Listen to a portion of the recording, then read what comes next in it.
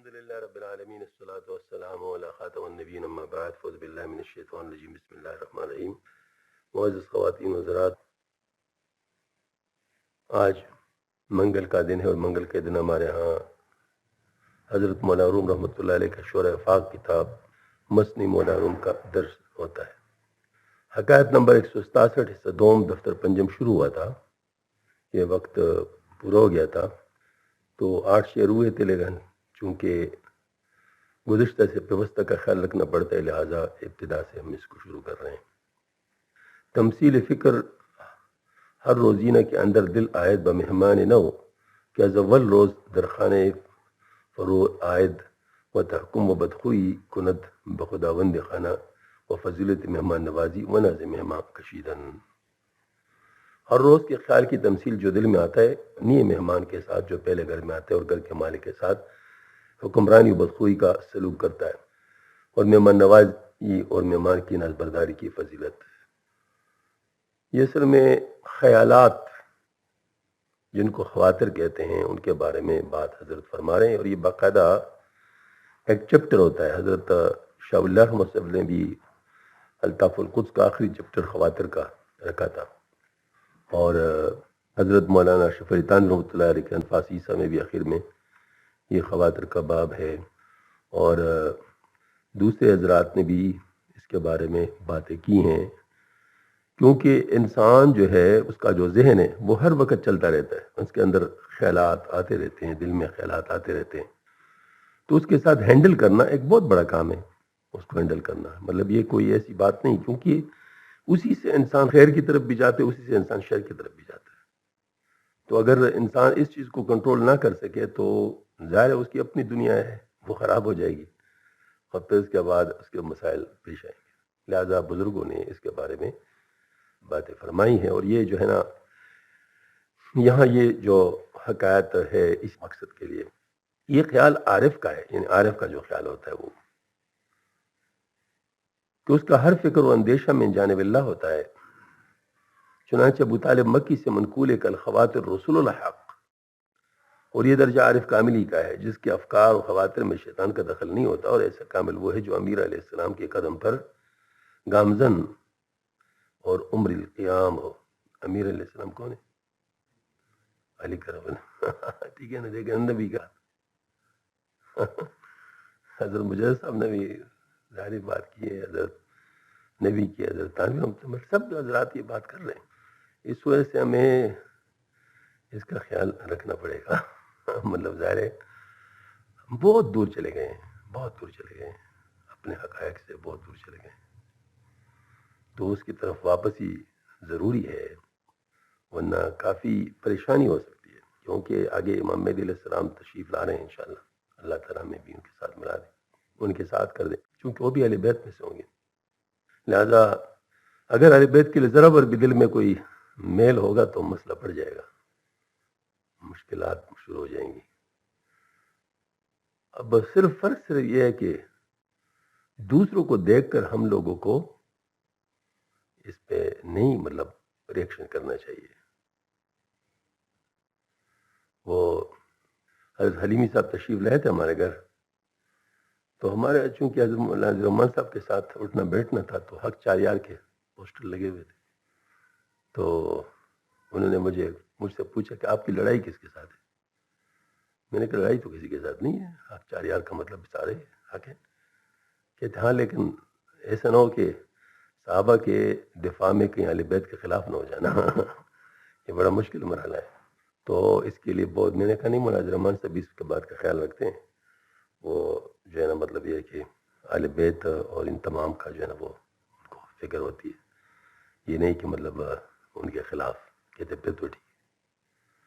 تو یہ بات صحیح ہے کہ بعض لوگ صحابہ کی دفاع میں صحابہ کے خلاف جو لوگ ہیں ان کے مقتداؤں کے خلاف ہو جاتے ہیں. یہ تو بالکل غلط بات ہے. یہ عیسائیوں کے خلاف ہو کر عیسیٰ علیہ السلام کے خلاف تو نہیں ہو سکتے. عیسائیوں کے خلاف اگر ہمیں یہودیوں کے خلاف ہو کر موسیٰ علیہ السلام کے خلاف تو نہیں ہو سکتے. ہاں جی، یہ زیادہ بھلے بہت اہم بات ہے، مطلب جو کہ سمجھنے کی بات ہے. یہ حکم ہر شخص کے حق میں نہیں، کیونکہ عوام کے خواطر و خیالات کبھی شیطانی بھی ہوتے ہیں۔ اس صورت میں ہر خیال کی اجابت نہیں ہو سکتی، یا مقصود یہ ہوگا کہ ہر خیال میں دل میں نکاح رکھو، کیونکہ تمام خیالات حق تعالیٰ کی طرف سے ہوتے ہیں، خواہ وہ اسم ہادی سے ہو یا اسم مدل سے۔ پھر اس خیال کو شروع میں پیش کرو کہ اگر وہ اسم ہادی سے معلوم ہو تو اس پر عمل کرو، اگر اسم مدل سے ہو تو اس پر عمل کرنے سے پرہیز کرو، اور اللہ پاک کی پناہ مانگو تاکہ وہ وقوع نہ ہونے پائے۔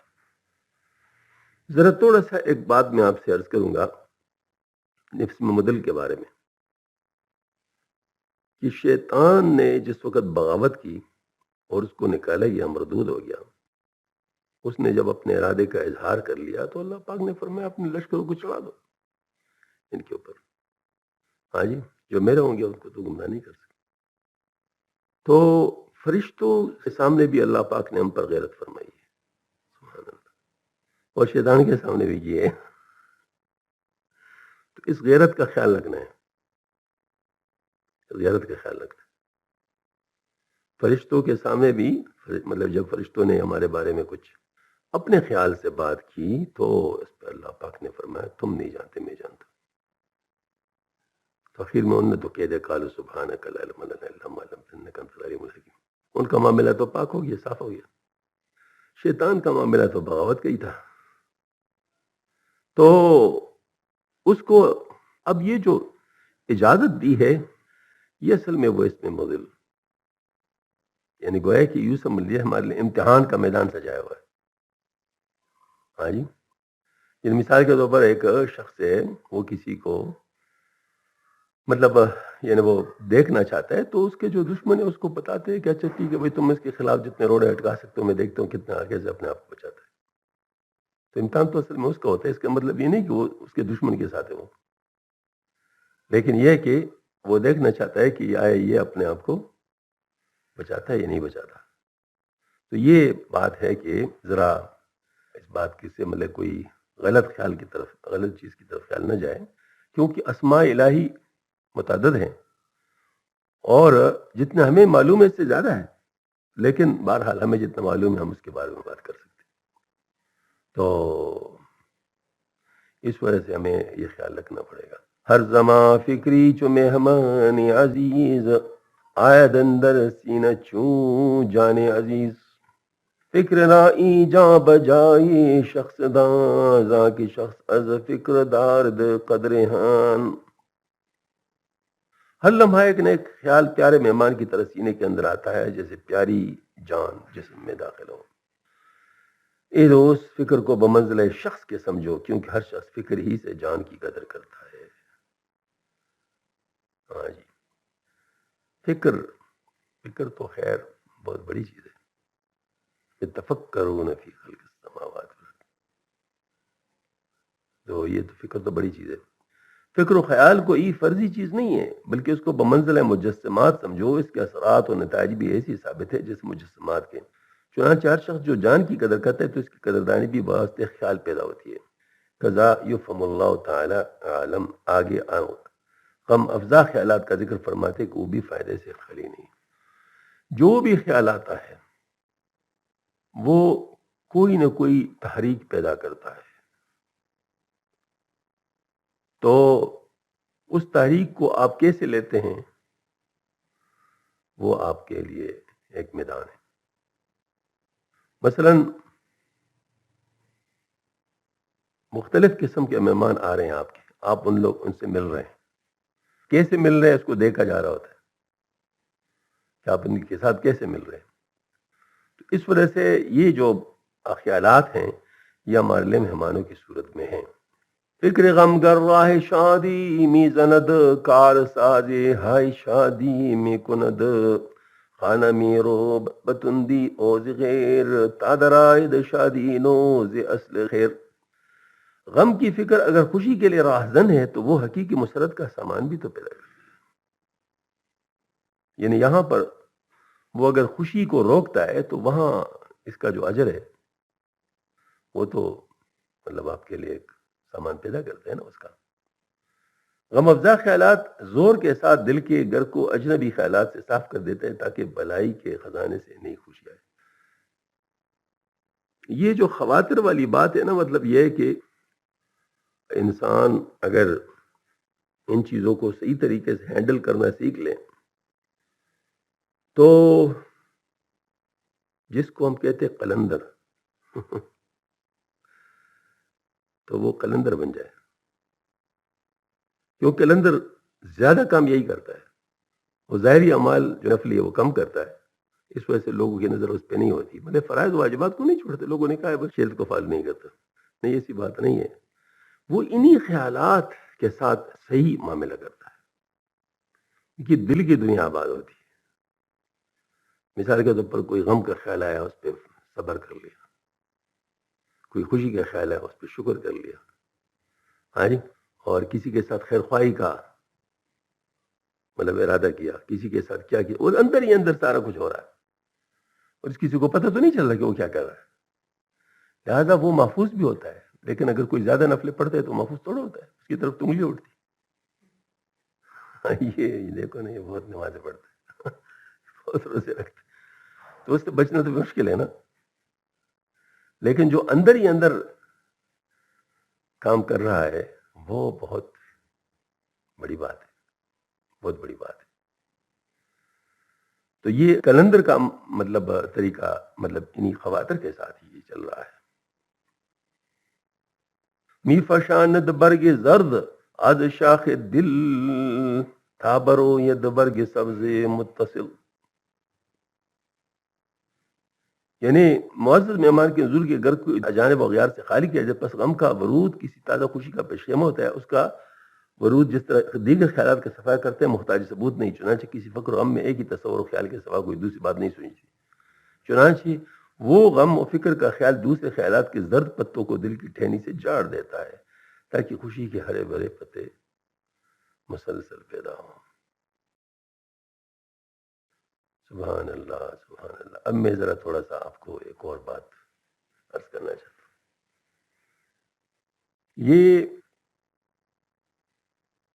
میں نے بچپن میں ایک ڈرامہ سنا تھا ریڈیو پر.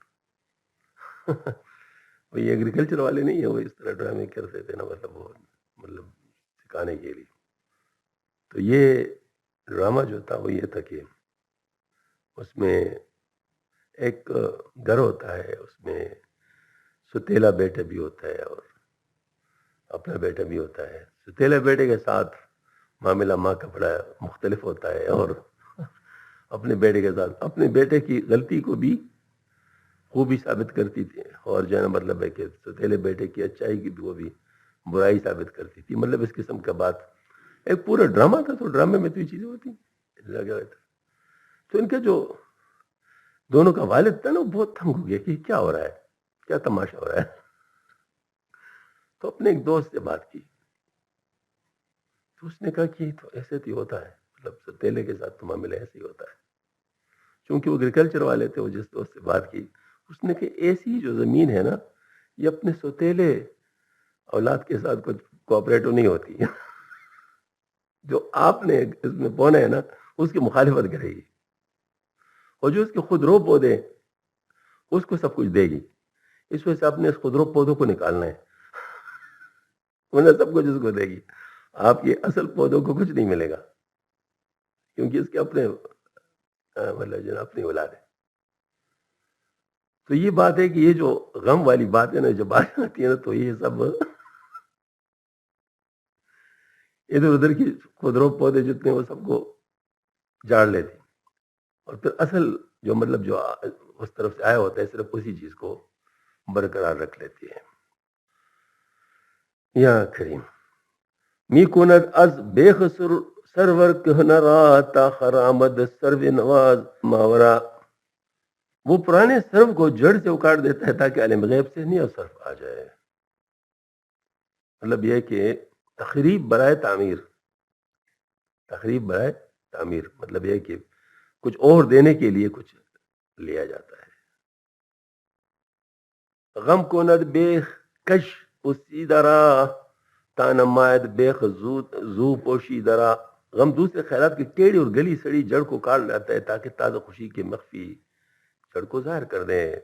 غم دل ہر چی بریزد یا برد در عوض حقا کے بہتر آورد. غم دل سے جو کچھ گراتا ہے یا نابود کرتا ہے، بخدا اس کے عوض میں بہتر لاتا ہے۔ غم سے اگر جسم کی فربہی و تازگی زائل ہو جاتی ہے تو روح کی صفائی اور روشنی کا سامان بن جاتا ہے۔ اگر دنیا کی طرف سے دل شکستگی عارضی ہو جائے تو عقبہ کی طرف نگاہ امید لگ جاتی ہے۔ ہاں جی، لوگوں کے بے وفائی بعض دفعہ اللہ کے ساتھ ملا دیتی ہے، کیوں ایسا ہے یا نہیں ہے؟ ہاں جی، یہ ایک شعر ہے میرا، اس مطلب اس نے کس پیار سے دروازے کیے بند سارے، ایک دروازہ کھلا اس کا تو بس کیا دیکھا۔ مطلب یہ ہے کہ وہ جب اپنی طرف بلانا چاہتا ہے تو باقی طرف دروازے بند کر دیتا ہے، ان سے مطلب وہ جس کو کہتے ہیں نا بے وفائی کے سامان آنے شروع ہو جاتے ہیں، نتیجتاً انسان ان سب کو بے وفا سمجھ کر اللہ کی طرف رجوع کر لیتا ہے۔ حضرت تانوی سے ہم نے ایک واقعہ لکھا ہے بڑا عجیب، فرمایا کہ لکھا نہیں، ہم نے تو آواز مطلب پڑھا ہے نا، تو حضرت تو بولے ہیں نواز میں فرمایا، حضرت نے اس میں ارشاد فرمایا کہ ایک بزرگ تھے، ان کو الہام ہوا کسی مرید کے بارے میں ایک خاص طریقے سے تربیت کا، جو تربیت عام لوگوں کے لیے نہیں ہوتا۔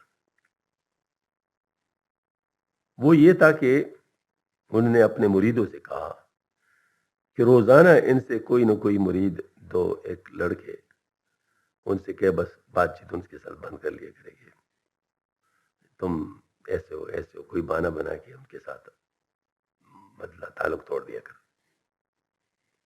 تو اس قسم کا ہونے لگا تو حیران تھا کہ بھائی ان لوگوں کو کیا ہو گیا ہے میرے ہر چیز کو نگیٹو نظر سے دیکھتے ہیں، اور یہ وہ بہت دل برداشت ہو گیا۔ لیکن اس نے کہا چلو میں نے تو شیخ کے لیے آیا ہوں، تو میں ان سے میں نے کیا لینا دیں، چلو مطلب کرنے دیں۔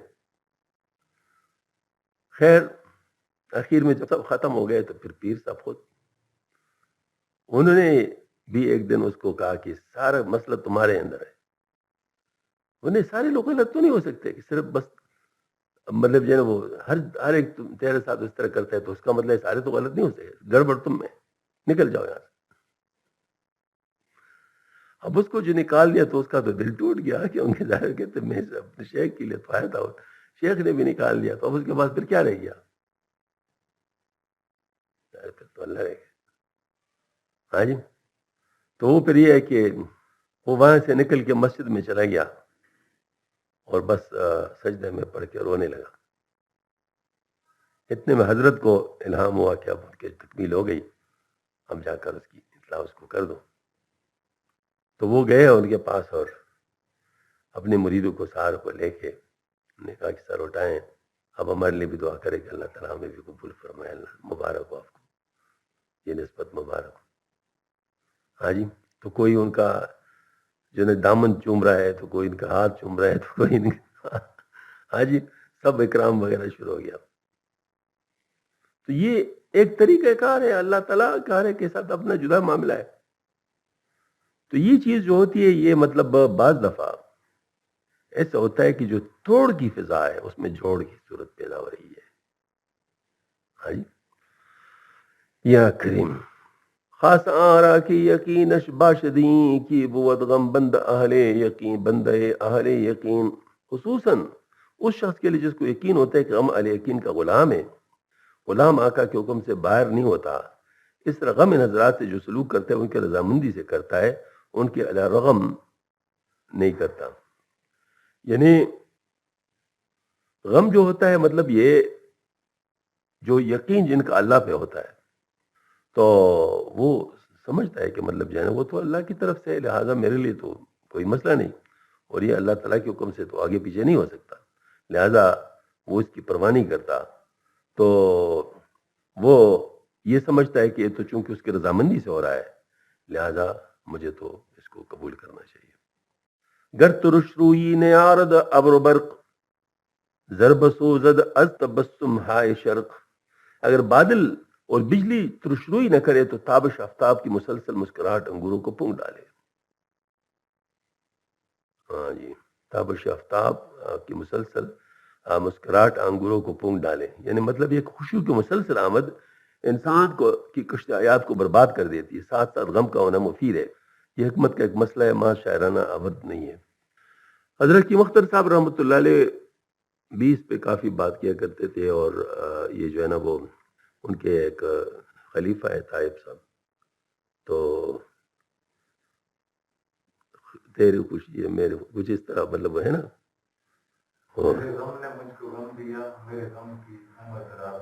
ہاں جی، وہ تو ایک الگ ہے، لیکن وہ اس میں جو ہے نا مطلب یہ ہے کہ خوشی کے بارے میں اس کا کافی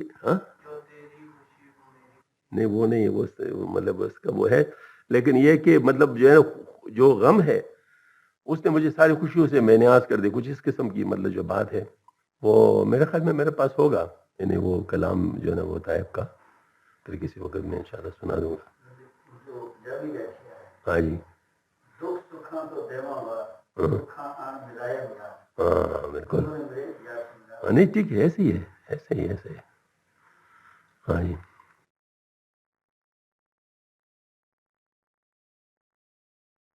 سادو نہ سندر دلت مہما شود، چوں ستارہ خانہ خانہ می رود۔ سعد و نفس کا خیال تمہارے دل میں مہمان ہوتا ہے، اور ستارے کی طرح جو آسمان میں گردش کرتا ہو تمہارے دل کے گوشہ گوشہ میں رفتار جاری رکھتا ہے۔ آزما کی اورہین برج توس، باشم چو طالع شیریں وچوس، یعنی عرصہ وہ تمہارے برج ان قلب میں موجود رہے تو تم اس کی حالت عروج کی طرح خوش دل و بشاش رہو، تاکہ چوں با ما شود او متصل شکر گوید است با سلطان دل، تاکہ جب وہ چاند اپنا دور پورا کرے، چاند کے ساتھ جا ملے تو بادشاہ دل یعنی حق تعالیٰ کی بارگاہ میں تمہارا شکریہ ادا کرے۔ ان تینوں شعروں کا خلاصہ مطلب یہ کہ زمانے کی گرم و سرد، تنگی و فراخی و تکلیف و راحت کا حال جو تمہارے وجود کا عارض ہے، اس کو ہمت و حوصلے کے ساتھ برداشت کرو، تاکہ جو حال اپنا دور پورا کر کے رفع ہو جائے تو برحق میں تمہارے صبر و رضا کا شاہد ہو۔ اور آگے اس کی مثال ایوب علیہ السلام کے حال سے دیتے ہیں۔ میں اس کی مثال موسموں سے دوں گا، چاروں موسم ہوتے ہیں، ہر موسم کے شدائد بھی ہوتے ہیں، ہر موسم کے فوائد بھی ہوتے ہیں۔ اگر یہ موسم بدلے نہیں تو آپ کو مختلف قسم کے فروٹ نہ ملے، مختلف قسم کے غلے نہ ملے، مختلف کسی کے فصلیں نہ ہو، کیونکہ ہر موسم جو ہے نا کسی خاص چیز کے لیے پیداوار کا باعث ہے۔ تو یہ مطلب یہ ہے کہ یہ جو شدائد ہیں مطلب ظاہر ہے وہ بھی ہمارے لیے رستہ بناتے ہیں چیزوں کے اصول کا۔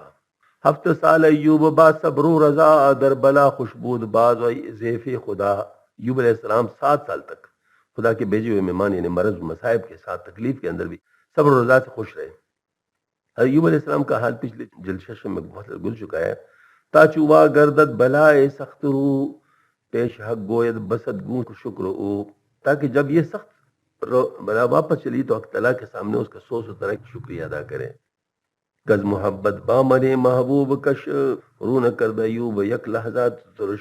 چنانچہ اس بلا و مصیبت نے بارگاہ میں جا کر عرض کیا کہ ایوب علیہ السلام میرے ساتھ جو ان کے مرغوبات کو تباہ کرنے والی تھی ایک لمحے کے لیے بھی ترش روئی سے پیش نہ آئے۔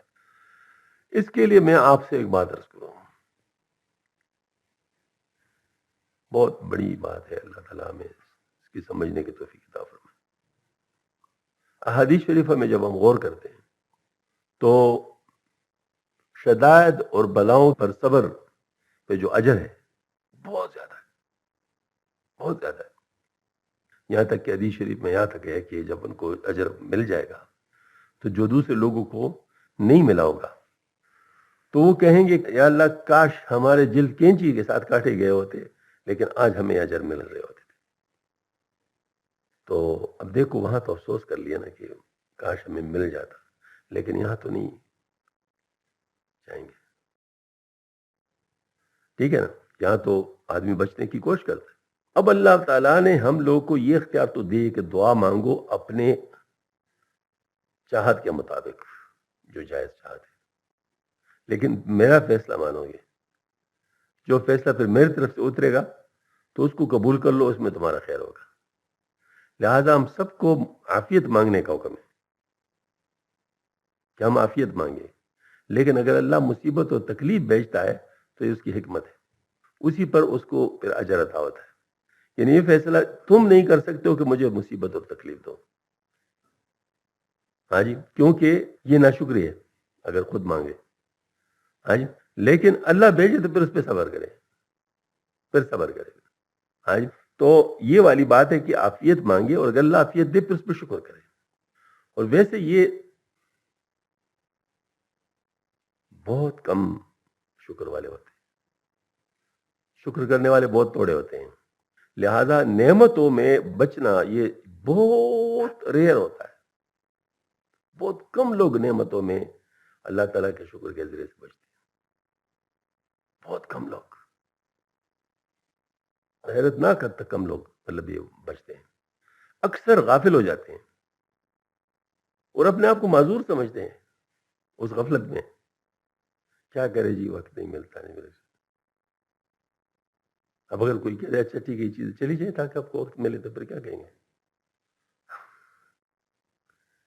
ہاں جی، 3 گاڑیاں گیراج میں کھڑی ہوتی ہیں اور بینک بیلنس بھی ہوتا ہے، نوکر شوکر بھی ہوتے ہیں، سارا کچھ ہوتا ہے، لیکن کیا ان کو شکر کی توفیق ہوتی؟ شکر نہیں ہوتی. اس کے مقابلے میں صبر والے آپ بہت دیکھیں گے، صبر کرنے والے آپ بہت دیکھیں گے. اب جن کی صبر کی تشکیل ہو گئی تو ان کے ساتھ حقیقتاً تو نرمی ہو گئی، لیکن کوئی خود مانگ نہیں سکتا. مانگے گا تو یہ ٹھیک نہیں ہے. ہاں جی، مصیبت و تکلیف آ جائے پھر صبر مانگو اس پر، لیکن جب تک نہیں آئی تو اس وقت یہاں تک فرمایا کہ صبر کی دعا بھی نہ کرو کیونکہ وہ جو ہے نا وہ بلا کی دعا ہے. ہاں جی، بلا و مصیبت کی دعا ہے. لیکن آ جائے تو پھر صبر کی دعا مانگو، پھر واقعی اس وقت مانگنے کی چیز ہے.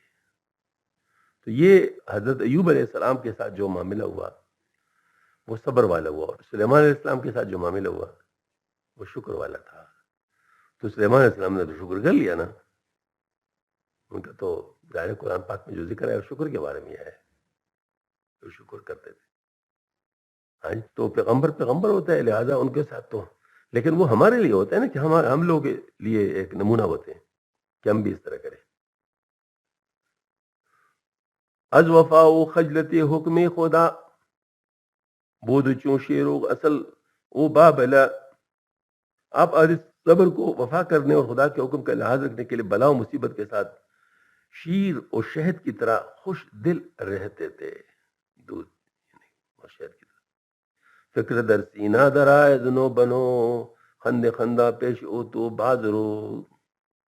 انسان کے سینے میں نیے خیالات آتے ہیں، تم ان سے خندروئی سے پیش آؤ.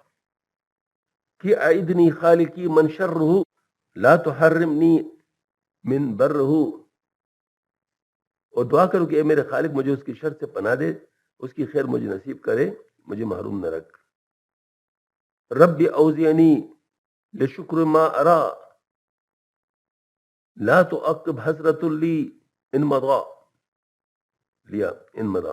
اے میرے پروردگار میرے دل میں ڈال دے کہ اس دکھ کو جو مجھے دیکھنا پڑے تیرا شکر کروں، اور اگر وہ دکھ ٹل جائے تو مجھے یہ حسرت بطور نتیجہ عارض نہ کرنا کہ میں نے اس پر صبر نہیں کیا. آزمیر رو ترشا پاسدار آ ترشا چون شکر شیریں شمار. غرض ترش خیال کا لحاظ رکھو، اس بدمزہ خیال کو شکر کی طرح شیرین سمجھو. ابر اگرچہ ہست ظاہر روبت رو ترش گلش آرنداست اب روشور کش.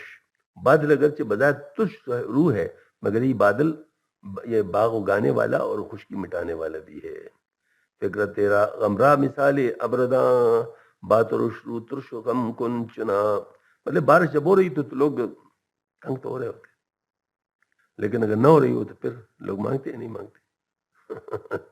ظاہر اس وقت تو پھر مانگتے. تو غم کے خیال کو بادل کی مان سمجھو، بس یاد رکھو کہ جس طرح بادل کی ترشی پر ترش روح ہونا بیجا ہے، اس طرح غم کے ترش خیال کے ساتھ ترش روح نہ ہونا چاہیے. وہ کہ آگو حد بدستے او بود جہد کنتا است او راضی شود.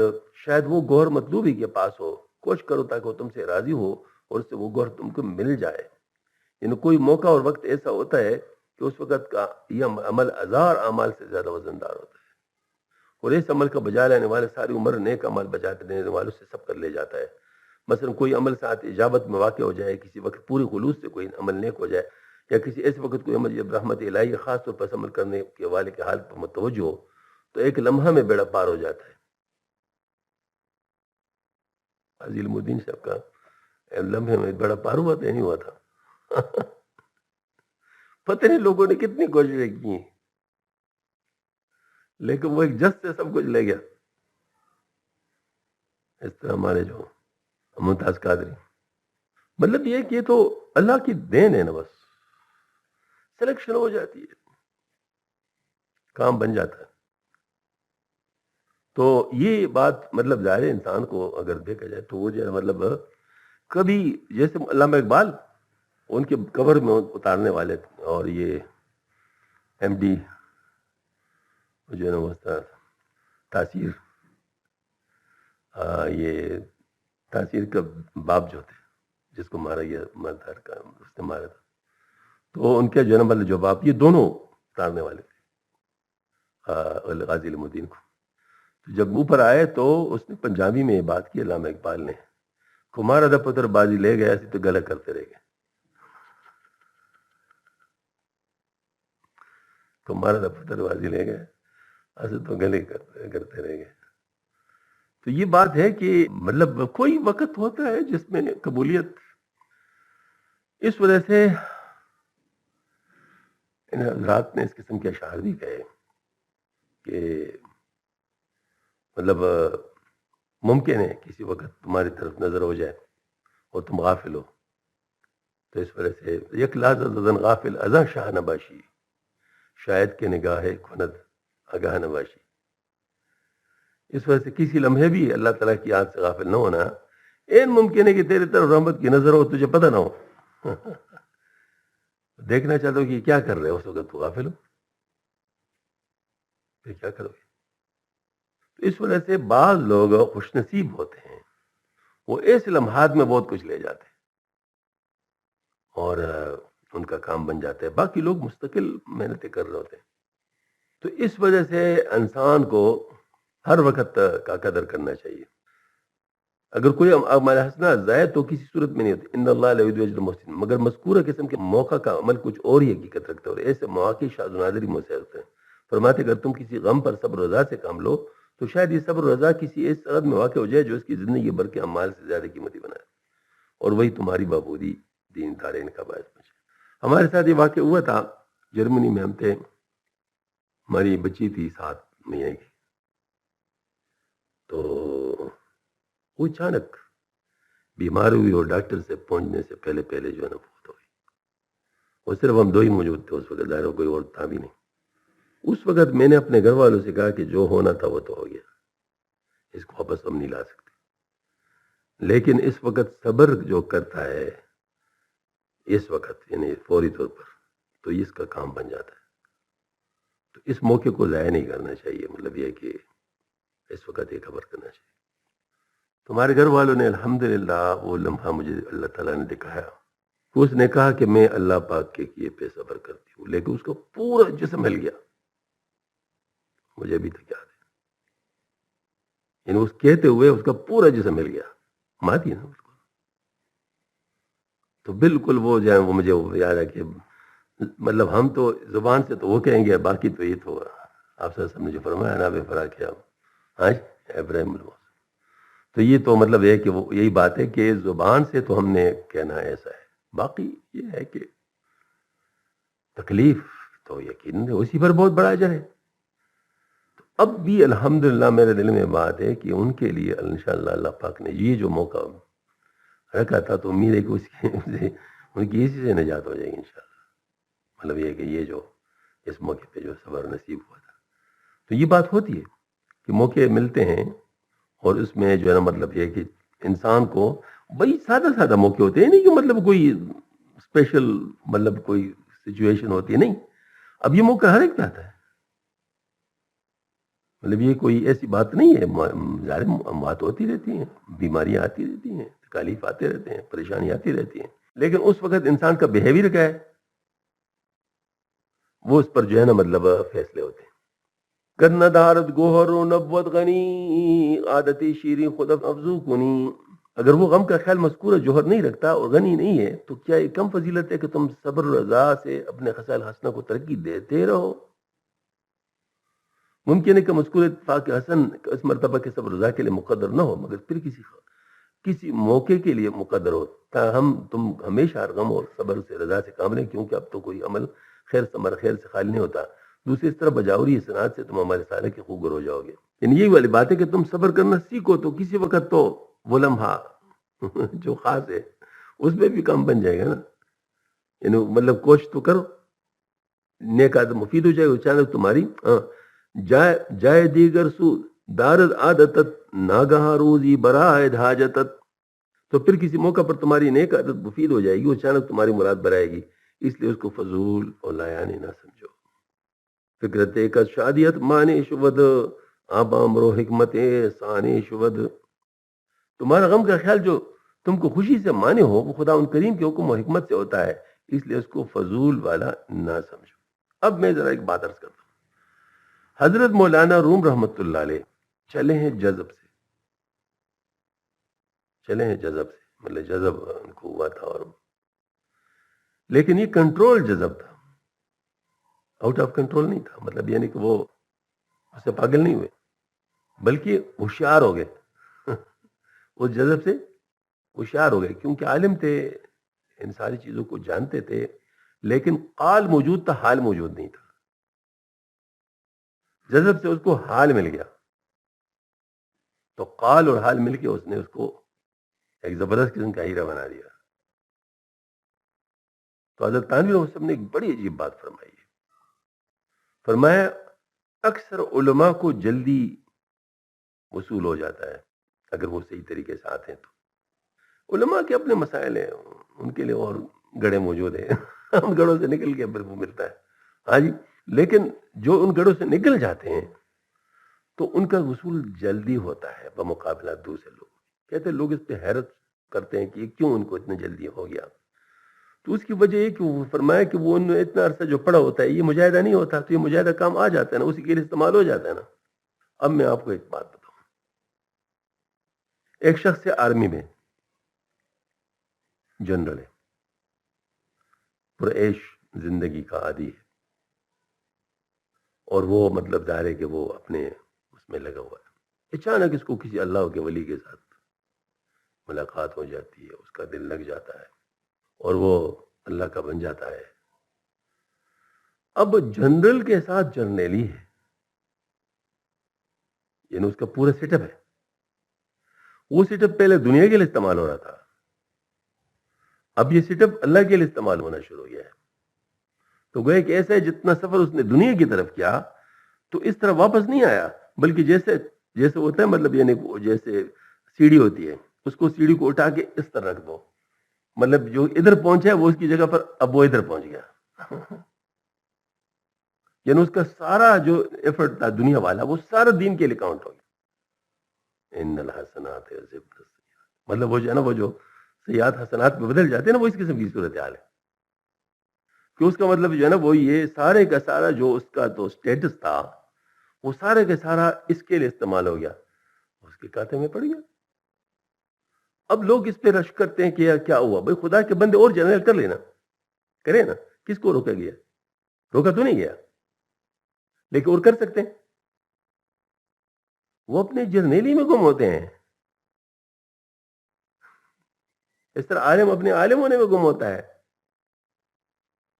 کوئی اور کسی پوسٹ پر ہے یا کسی اور پوزیشن پر ہے تو وہ اسی میں گم ہوتا ہے. وہ کب اللہ تعالیٰ کی طرف دیکھتا ہے؟ تو جو خوش قسمت ہوتے ہیں وہ اس حال میں بھی اگر اللہ کی طرف دیکھے تو وہ جو دنیا کا جتنا سفر کیا ہوتا ہے سارے کا سارا یہ وہ جذبی جمپ ہے جو مولانا روم رحمۃ اللہ نے لگایا تھا. یہ آج بہت بڑا علم الحمدللہ اللہ پاک نے کھولا. ہاں جی، کہ 2 سال کے اندر کیا سے کیا ہو گیا. 2 سال رہے تھے حضرت اپنے شیخ کے ساتھ، لیکن 2 سال میں ایسا کیا پلٹ ہو گیا. اب ذرا دیکھیں نا، یہ الفاظ کوئی خود بنا سکتا ہے؟ یہ اتنی زبردست کہ جیسے بالکل موتی پروئے گئے، ایک ایک چیز باقاعدہ علادہ طریقے سے سمجھا رہے ہیں. یہ کوئی عام آدمی نہیں کر سکتا، لیکن اللہ پاک نے اس کے لیے ان کو چن لیا اور اللہ پاک نے ان سے یہ کام لے لیا. وہ حضرت شمس تبریز رحمۃ اللہ علیہ ایک دن رونے لگے اپنے شیخ کی طرف، بس کمال افندی رحمۃ اللہ علیہ. کہ حضرت مجھے تو بات کرنی بھی نہیں آتی، لوگ تو بڑے اچھی طریقے سے اپنے حوال بیان کرتے ہیں، اشعار میں بیان کرتے ہیں اور طریقے سے بیان کرتے ہیں، مجھے تو بات کرنے نہیں آتی، میں کیا کروں؟ حضرت نے ان کو تسلی دی کہ تمہیں ایسی زبان مل جائے گی جو تمہاری بات کو پوری دنیا میں پہنچا دے گی. وہ زبان مولانا روم رحمۃ اللہ. اس وقت آپ نیٹ پہ دیکھیں تو سب سے زیادہ ریسرچ مولانا روم رحمۃ اللہ پہ ہوئی، چاہے مسلمان ہے چاہے غیر مسلم ہے. اور جس وقت وفات ہوئے تھے تو مسلمان جنازے کے ساتھ جا رہے تھے، وہ جا ہی رہتے، باقی کافر اور دوسرے لوگ سب جو ہے نا وہ جو ہے نا ساتھ تھے. کہتے ہمارے بھی بڑے مطلب جو ہے نا وہ ہاں جی.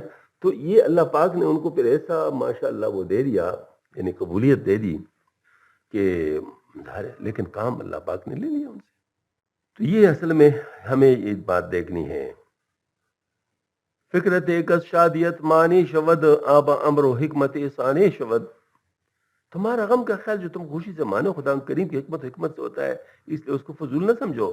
تو مخواں دو چار وانگ دانگش ای جوان وہ کی نجمی باش دو صاحب قرآن. اے جوان تم اس قرآن کو دو چار کوڑی قیمت یہ ناچیز نہ سمجھو، شاید کہ وہ کوئی ستارہ ہو اور بابرکت ہو. تو مگو فر است او را اصل گیر تا شوی پیوستہ بر مقصود چیر. تم یہ نہ کہو کہ زائد ہے، بلکہ اس کو اصل سمجھو تاکہ تم ہمیشہ مقصود پر غالب رہو. یقین جانیے کہ جو یہ کام کرتے ہیں، جو حضرت بتوا مارے ہیں، انہی کو وہ چیز ملتی ہے. مطلب یہ ہے کہ جو تلاش کر رہے ہوتے ہیں، مثال کے طور پر جو غوطہ خور ہے، مسلسل غوطے کار ہے تو کوئی موتی بھی مل جائے گا نا. جو آرام سے بیٹھے ہوئے ادھر صرف تماشا دیکھ رہا ہے تو اس کو کیا ملے گا؟ اس کو صرف تماشا ہی ملے گا نا. ورتو اورا فراگیری وہ مضر چشم تو در اصل باشد منتظر.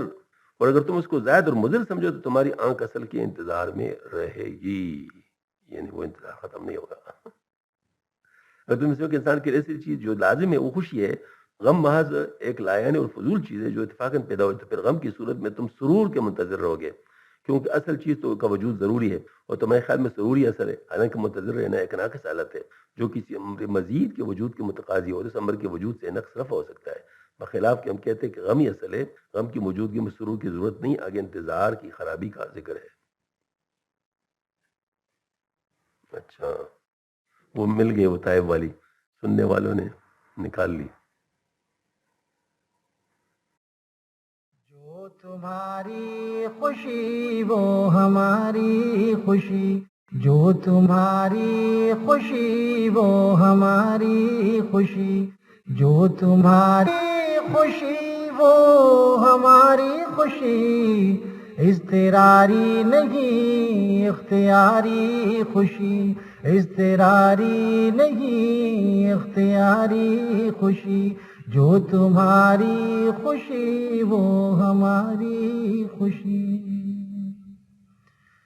جی میں آتا ہے غم کے قدم چوم لے، جی میں آتا ہے غم کے قدم چوم لے. جی میں آتا ہے غم کے قدم چوم لے، غم کے بدلے وہ ملتی ہے پیاری خوشی، غم کے بدلے وہ ملتی ہے پیاری خوشی. جو تمہاری خوشی وہ ہماری خوشی.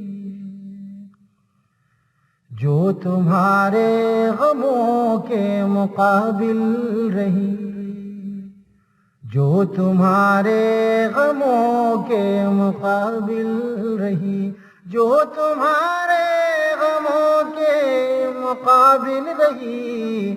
ہم نے دنیا کے منہ پر وہ ماری خوشی، ہم نے دنیا کے منہ پر وہ ماری خوشی. جو تمہارے غموں کے مقابل رہی، ہم نے دنیا کے منہ پر وہ ماری خوشی. جو تمہاری خوشی وہ ہماری خوشی.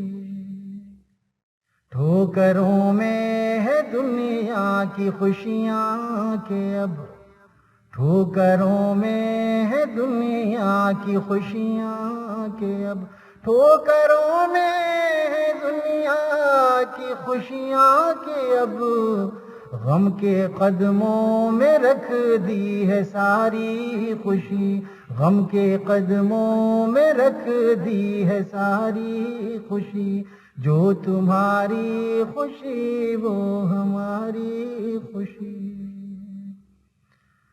غم کے ماروں کا تائب جگر دیکھ کر، غم کے ماروں کا تائب جگر دیکھ کر، غم کے ماروں کا تائب جگر دیکھ کر، منہ چھپاتی رہی غم کی ماری خوشی، منہ چھپاتی رہی غم کی ماری خوشی، غم کے ماروں کا تائب جگر دیکھ کر، منہ چھپاتی رہی غم کی ماری خوشی، جو تمہاری خوشی وہ ہماری خوشی، اضطراری نہیں اختیاری خوشی۔ حضرت کی مختار صاحب رحمۃ اللہ علیہ نے جو بہت بڑا کام کیا ہے وہ یہ کہ انہوں نے جو رذائل ہیں اس کے ساتھ جو لذات وابستہ ہیں ان کی حقیقت لوگوں پہ کھولی ہے۔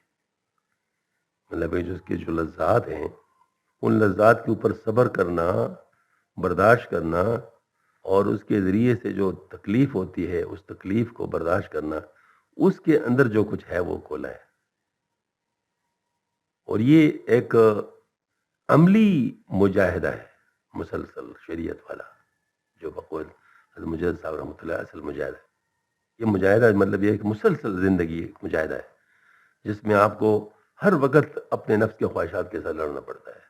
یعنی آپ نفس ایک بات کرتے ہیں، اللہ تعالیٰ دوسری بات کرتا ہے، اس وقت آپ نفس کی بات نہ مانیں، بہت زیادہ بوجھ بنتا ہے نفس کے اوپر۔ اور یہ باقاعدہ طائب صاحب نے بھی مختار صاحب نے بھی اس میں کئی جگہ پہ فرمایا کہ وہ نفس چیخ پڑتا ہے، چیخ پڑتا ہے، مطلب جس وقت وہ اس کے اوپر ایسا بوجھ آتا ہے تو چیخ پڑتا ہے، اس وقت اللہ کا فضل ہوتا ہے جو انسان مطلب تو میرے خیال میں آج کا مضمون حضرت کا بھی بالکل یہی بات ہے۔ تو بس ختم کر رہا ہوں۔ زہر آمد انتظار اندر چشش، دائماً در مرگ باشی ز آپ روش، انتظار اپنے ذائقہ میں زہر کی مانند ہے، تم اس انتظار کی روش سے ہمیشہ لاقت میں رہو گے۔ الانتظار و شد من الموت، اصل داں آراہ بگیرش در کنار، بار رہ دائم ز مرگی انتظار۔ لہٰذا تم اسی غم کو یہ اصل سمجھو اور اس کو بغل میں دبا رکھو اور انتظار کی موت سے ہمیشہ بچو۔ یہ اس میں ایک بہت بڑا نقطہ میں عرض کرتا ہوں، حضرت نے اس میں کیا بات فرمائی، بہت اہم بات فرمائی۔ وہ یہ فرمائی ہے کہ ہمارے حضرت تانوی رحمۃ فرماتے ہیں کہ اس راہ، یہ راہ ہی منزل ہے، یہ راہ ہی منزل ہے۔ آپ منزل کے انتظار میں نہ رہے بلکہ یہ راہ ہی منزل ہے۔ مطلب یہ ہے کہ آپ یوں کہہ سکتے ہیں کہ جو لذات ہیں نفس کے، اس کے ساتھ آپ جو مقابلہ کر رہے ہیں تو یہ جو مقابلہ ہے یہی منزل ہے، ہم اسی کے لیے پیدا ہوئے ہیں۔ وما خلقت الجن والانس الا ليعبدون، ہم اسی کے لیے تو پیدا ہوئے ہیں، لہٰذا ہم وہی کام کر رہے ہیں جو اللہ پاک ہم سے کروانا چاہتے ہیں۔ یہی ہمارا منزل ہے، یہی ہمارا منزل ہے۔ یعنی گویا کہ یوں سمجھ لیجئے کہ ہم لوگ کہیں کہ بھائی ٹھیک ہے، جب اس وقت ہمارے نفس مطمئن ہو جائے گا اس وقت پھر ہم کریں گے۔ میرے خدا کے بندو، یہی تم جو اس وقت ہے وہ اس کو تو کرتے رہو، اسی سے نفس مطمئن ہو جائے گا۔ لیکن یہ نقد کو لو نا، اس کو کیوں چھوڑتے ہو؟ اس کے انتظار میں نہ رہو، یہ حضرت نے فرمایا، اس کے انتظار میں نہ رہو، کیونکہ یہ انتظار تو الانتظار اشد من الموت، یہ تو تم اسی میں رہو گے۔ نہیں بھائی، تم یہ جو نقد والی بات ہے اس کو لو، اسی سے طاقت حاصل کرو اور آگے بڑھو جوان مردوں کی طرح۔ ہاں جی، تو یہی اصل میں بنیادی چیز ہے کہ ہم جو عرض کرتے ہیں کہ جو لذائذ نفس ہیں ان لذائذ کو چھوڑ کر جو انسان مجاہدہ کی کیفیت میں آتا ہے، اسی مجاہدے سے نفس کی تربیت ساتھ ساتھ ہو جاتی ہے، اور آپ آگے بڑھتے جائیں، آگے بڑھتے جائیں، آگے بڑھتے جائیں، حتیٰ کہ وہ لمحہ بھی آ جائے گا جو آپ کو تھوڑی دیر میں بہت کچھ دلوا دے گا، بہت کچھ دلوا دے گا، لیکن وہ آپ کو معلوم نہیں ہوگا۔ لیلۃ القدر کی طرح وہ آپ کو معلوم نہیں ہوگا. آپ نے آخری اشرے کی ساری راتوں کی قدر کرنی ہے, پھر آپ کو لیلۃ القدر ملے گا, کیونکہ لیلۃ القدر تو آگے پیچھے ہو رہی ہے. آپ کو کیا پتا کہ لیلۃ القدر کون سی رات ہے؟ تو اگر آپ 21ویں کو سمجھے اور 22ویں کو فارغ رہے, 23ویں کو فارغ رہے, تو بس ٹھیک ہے. اگر وہ کسی کو نہیں ہو تو پھر کیا ہوا؟ تو اس کا میں مثال جو دیتا ہوں دنیا کا دیتا ہوں, اس کی وجہ یہ ہے کہ دنیا کی مثال لوگوں کو سمجھ آ جاتی ہے. اور وہ مثال میں دیتا ہوں کہ اگر آپ کسی جگہ ملازم ہو جائے اور وہ آپ کو کہہ دے بھائی 10 دن کی نوکری ہے, اس میں روزانہ آپ کو 10,000 روپے مل جائیں گے, لیکن ایک رات اس میں ایسی ہے جس میں آپ کو 10 کروڑ ملیں گے, لیکن میں آپ کو بتاتا نہیں کہ کون سی رات ہے. اب بتائیں آپ کتنی دن ملازمت کریں گے؟ ظاہر اگر آپ نے سارے دن ملازمت کی تو اس میں کنفرم ہے کہ وہ رات آئے گی, وہ دن آئے گا. لیکن اگر آپ نے اپنے طور پہ چوائس لے لیا تو رسک لے لیا. رسک ہے, ممکن ہے مل جائے, ممکن ہے نہ ملے, لیکن نقصان بہت زیادہ ہے رسک کا. لہذا کوئی بھی رسک نہیں لیتا ادھر. تو بس یہی بات میں عرض کروں گا کہ اس میں بھی ہمیں رسک نہیں لینا چاہیے. ہمیں جو پوری چیز ہے اس کو حاصل کرنا چاہیے اور اگلے کا انتظار میں نہیں رہنا چاہیے, عمل کرتے رہنا چاہیے. انشاءاللہ اسی میں ہی کمال تک پہنچ جائیں گے. اللہ تعالیٰ ہمیں نصیب فرمائے. واخر دعوانا